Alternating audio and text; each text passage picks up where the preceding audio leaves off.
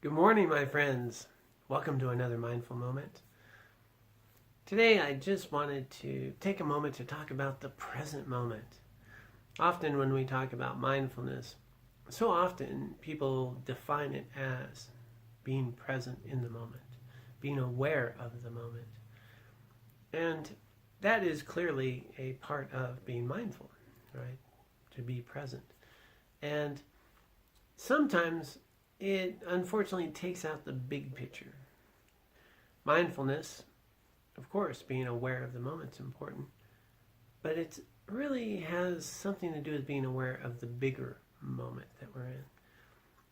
Not just the present moment, meaning that in this moment, I can also bear in mind qualities and attitudes I can bring into this moment, things that I value, certain intentions, ways that I would like to show up in the world that I can consciously bear in mind.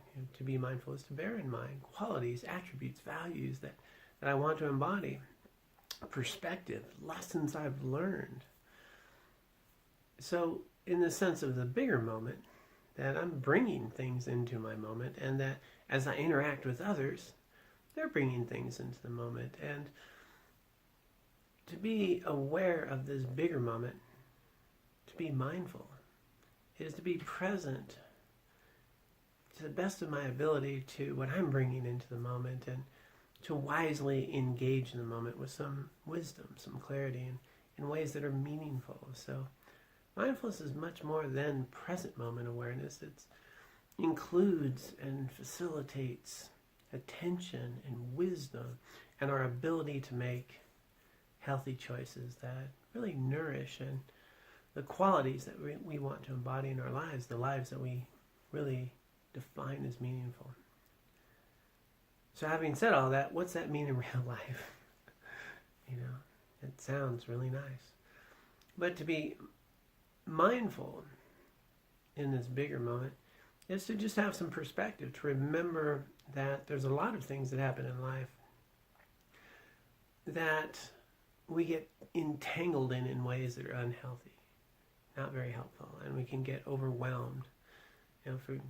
We can forget that this day, this moment, this feeling I'm having will come and go, and it's actually coming from how I'm relating to the events in my life, whether I had enough sleep last night, whether I really want something to happen, I really believe something is going to change my life for the better or for the worse, and I get really caught up in that.